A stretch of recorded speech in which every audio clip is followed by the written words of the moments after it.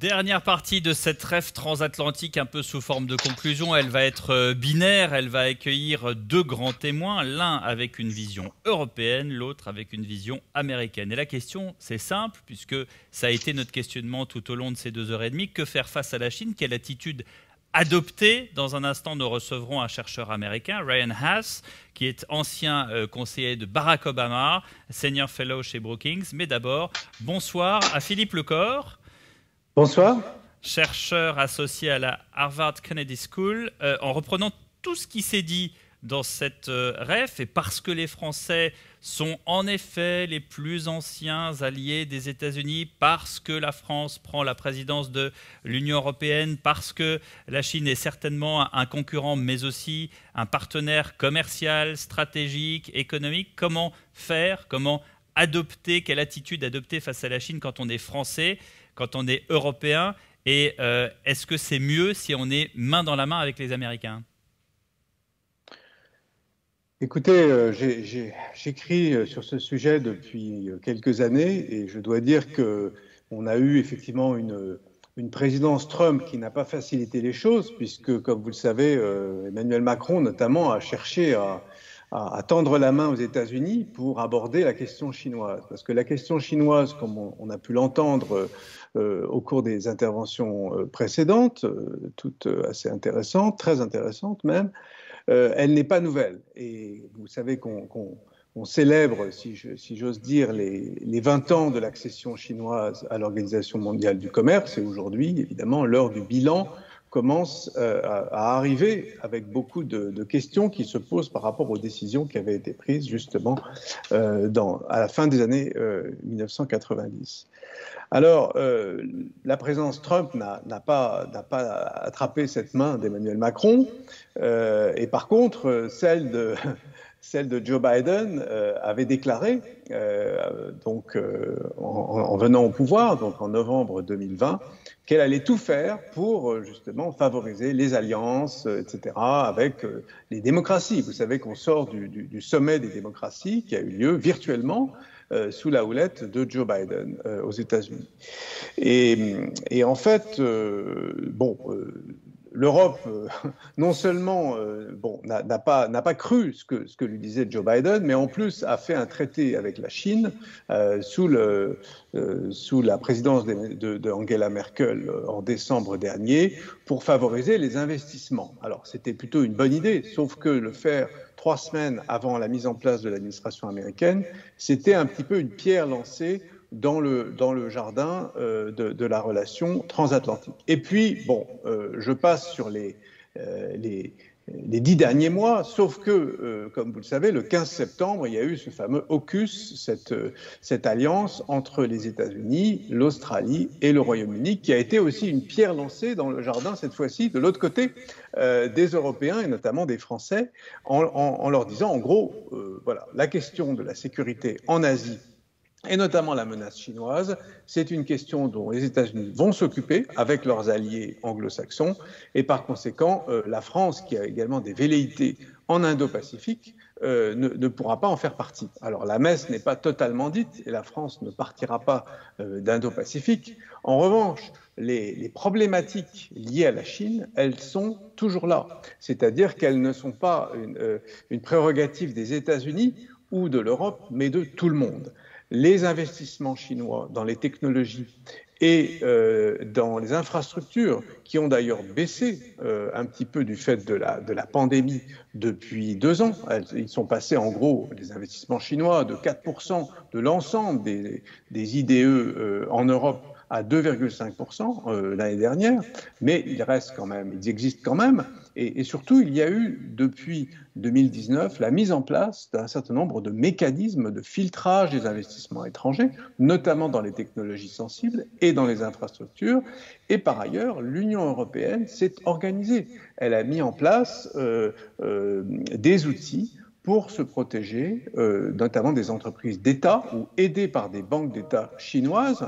Elle a mis en place une toolbox dans le domaine du numérique, de la 5G en particulier, et plus récemment des mesures pour protéger l'industrie européenne de mesures coercitives et notamment d'attaques un petit peu de la part de régimes autoritaires. Donc tout ça est assez nouveau du côté européen. Donc je pense que la naïveté a donné la place à des mécanismes de défense assez forts. Je ne pense pas qu'il soit excessif, pour être tout à fait franc.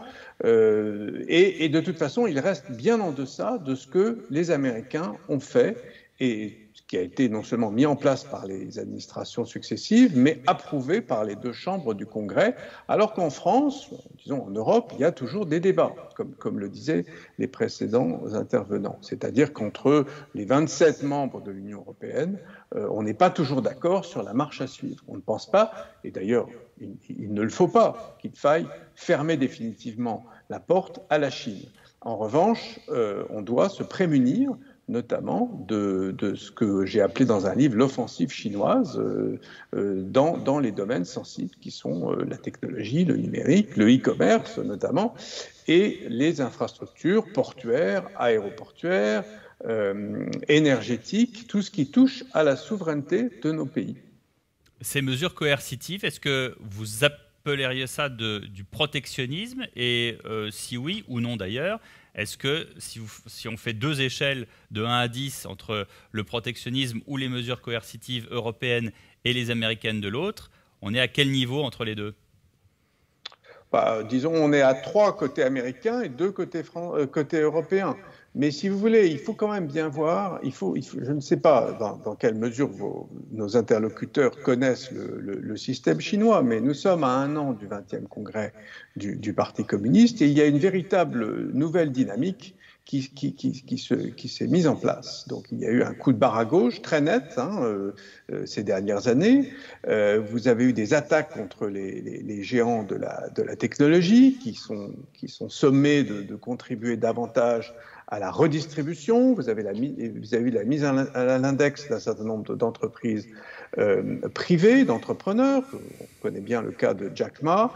Et vous avez des nouvelles règles de sécurité à l'égard des entreprises qui gèrent, qui sont en Chine, et notamment celles qui gèrent des données personnelles. Donc ça veut dire que les entreprises privées, chinoises bien sûr, mais également étrangères, j'ouvre une parenthèse, vous avez eu récemment une nouvelle campagne anticorruption qui a été lancée dans les entreprises privées chinoises. Donc ça peut comprendre un certain nombre d'entreprises étrangères ou de co-entreprises. Donc ce système, si vous voulez, il n'est pas favorable aux intérêts européens. Vous avez une nouvelle idéologie très claire, on peut la qualifier de néo-maoïste, qui est en train de s'installer en Chine et qui fait de la Chine, évidemment, un pays un peu tourné sur lui-même, dans la mesure où les entreprises sont favorables ou participent à la croissance chinoise, qui, comme vous le savez, est en léger ralentissement, elles sont les bienvenues. Dans la mesure où elles sont concurrentes avec des entreprises chinoises, notamment des entreprises d'État, puisqu'on parle bien d'un capitalisme d'État en Chine, eh bien, elles sont, je ne dirais pas pourchassées, mais en tout cas, on leur inculque un certain nombre de difficultés. Donc tout ça fait que, moi je ne parle pas de découplage, mais en tout cas, les voies pro-business du régime chinois se sont légèrement éteintes, quoi qu'en disent certains porte-parole de ce pays. Et je pense que c'est une difficulté. Donc l'Europe, ce n'est pas du protectionnisme de la part de l'Europe de se défendre, car les Chinois sont les premiers à le pratiquer et à favoriser leurs entreprises, leurs champions depuis des années. Et vous savez que Xi Jinping lui-même, lors du dernier congrès du Parti communiste, et il y a de fortes chances que ce message soit à nouveau martelé dans 1 an, il a clairement signalé que la Chine n'était plus à genoux, qu'elle s'était dressée, qu'elle était maintenant au centre de l'activité mondiale et qu'il ne serait plus question d'humilier la Chine. Ce temps est révolu. Donc voilà, il faut savoir à qui nous avons affaire. Il ne s'agit pas de clore la relation avec la Chine puisque elle est un acteur mondial essentiel, mais il s'agit de faire preuve de réalisme tout en défendant, j'insiste, les valeurs européennes, y compris les valeurs démocratiques. Eh bien, c'est parfaitement clair. Merci à vous, Philippe Le Corre. Et place maintenant à cette interview de Ryan Haas que nous avons réalisée en amont. And I mostly welcome Mr. Ryan Haas. He's a senior fellow at the Brookings Institution in DC, one of the oldest think tanks specialized and focused in economy, politics, and development. Hello, Ryan. Thank you for being with us. Thank you for giving me the opportunity. It's wonderful to be with you.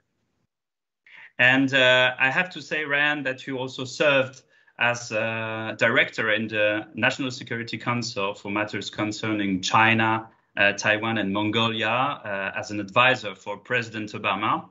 So it's perfectly clear that you totally know all the topics and all the subjects around China. So I would say the biggest picture with all that has been said here before, what attitude, what behavior should Americans as well as Europeans have towards China now in this moment? Well, it's a great question. I think that the United States and China, or the United States and the European Union, have converging interests as it comes to China. Those converging interests have become more evident and visible over the course of the past year. If you think about the distance that the coordination between Washington and Brussels has traveled in the span of 11 months, it's actually quite considerable. Now there is a pretty clear identification of areas where there are overlapping interests between the United States and the European Union. And we're already beginning to see concrete work being done on things like government procurement, export controls, investment screening, anti-coercion tools.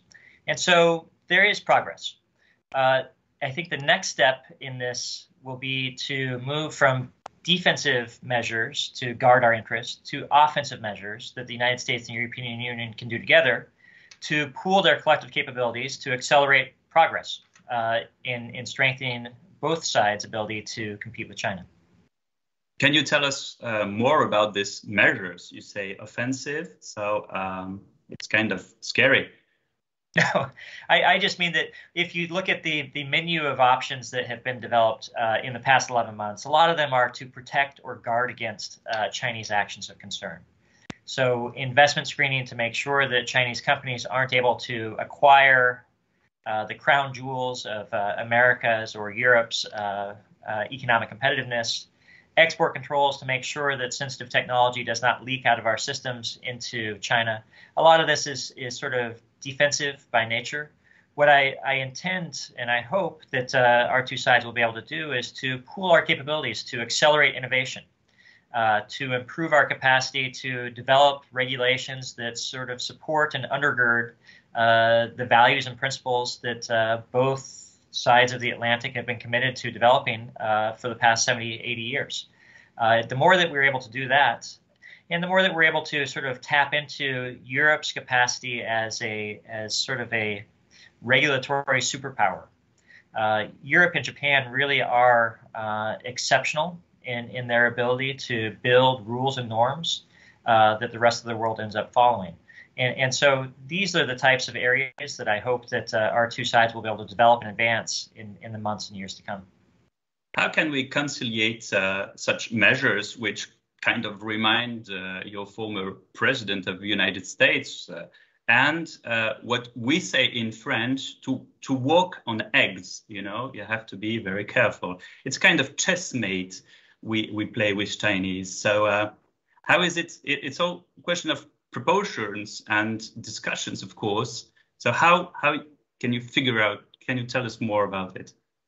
Sure, it's a really good question, and it's one that we're all grappling with. I think that there are two theories of the case.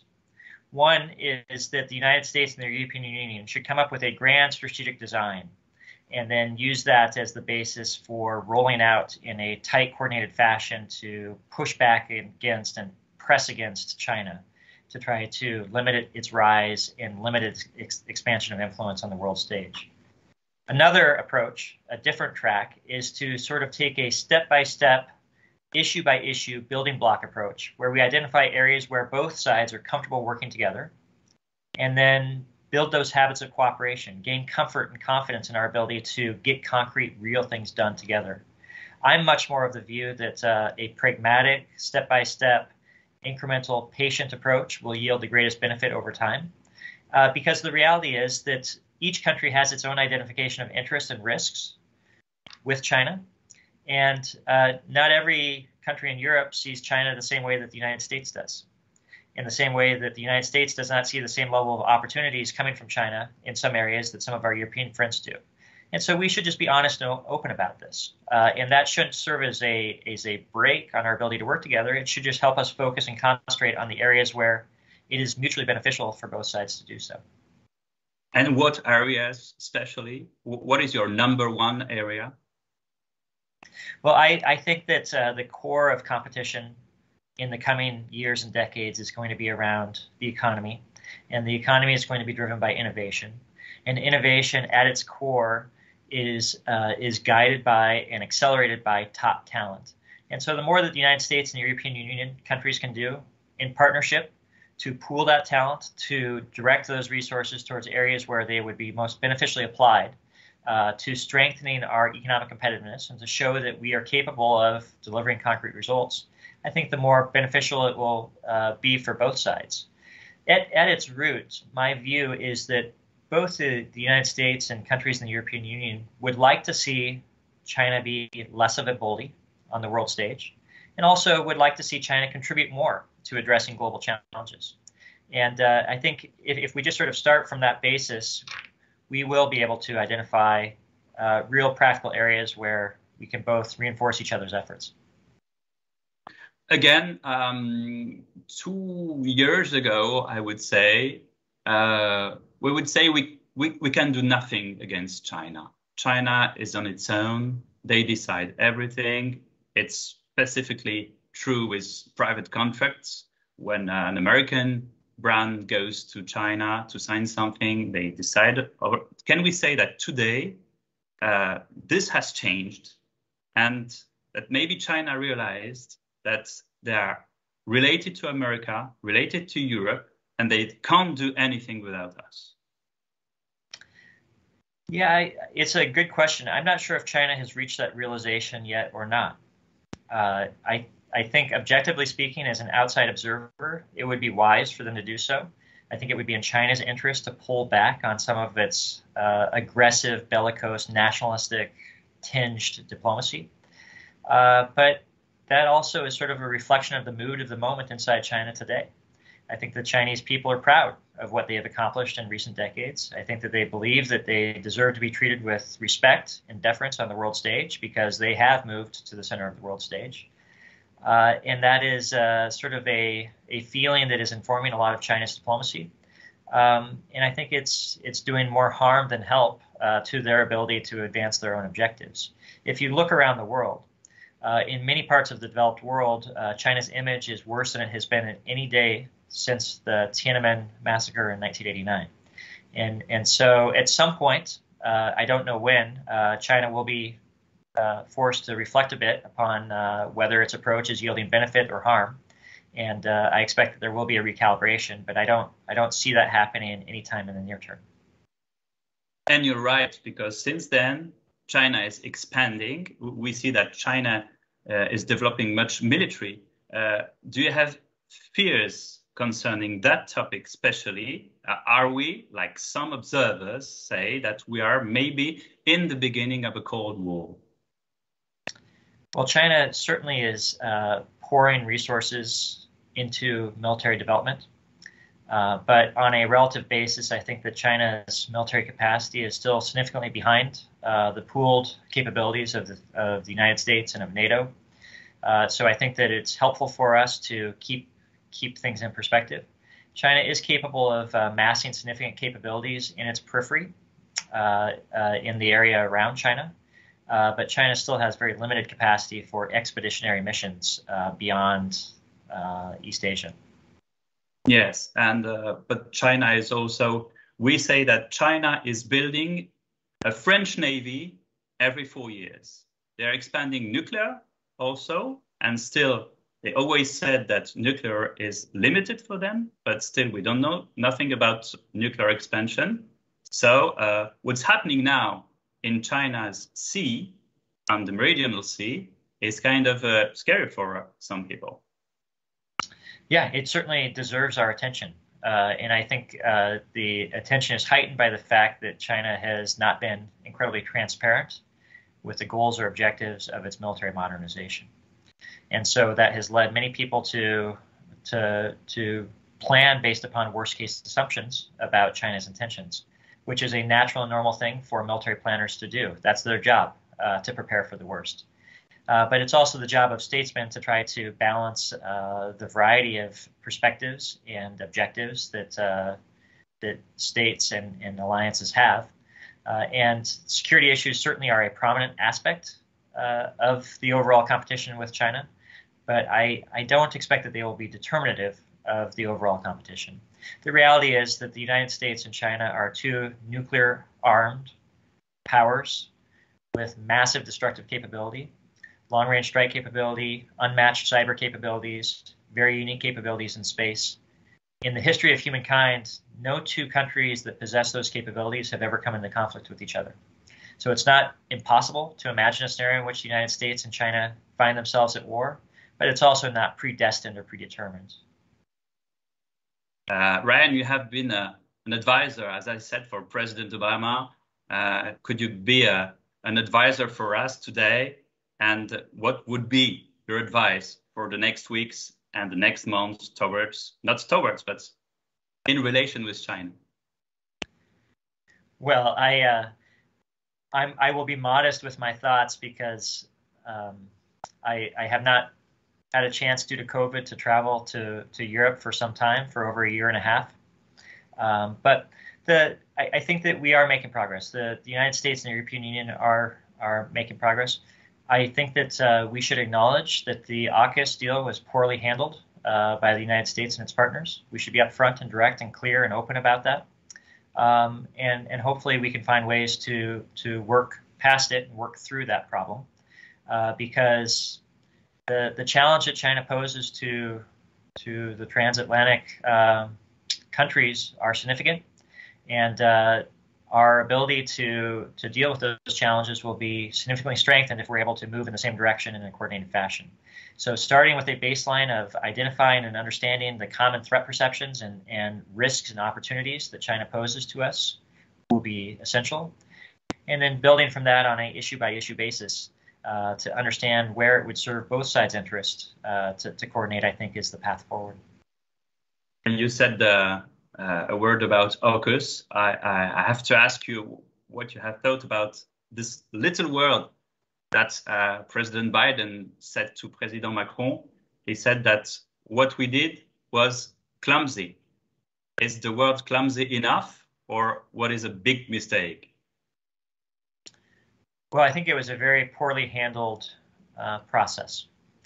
I think that as allies and America's oldest friends, we deserve to treat each other with candor and a certain degree of transparency about what it is that we're doing and why we're doing it.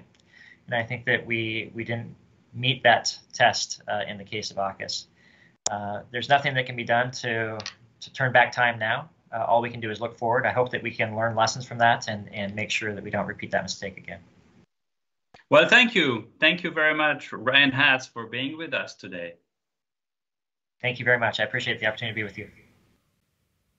Voilà donc cette interview de Ryan Haas, ancien conseiller de Barack Obama, senior fellow au Brookings Institute, qui nous parlait de Washington, D.C. Merci à tous les participants. Merci à Geoffroy Roux de Bézieux et ses équipes, évidemment, qui ont mis en place ici cela au MEDEF à Paris. Je vous donne rendez-vous au nom du MEDEF pour une autre REF qui sera très très importante le 24 janvier prochain, puisque ce sera une REF consacrée à la présidence française de l'Union européenne. Merci à tous de nous avoir suivis. Très bonne soirée.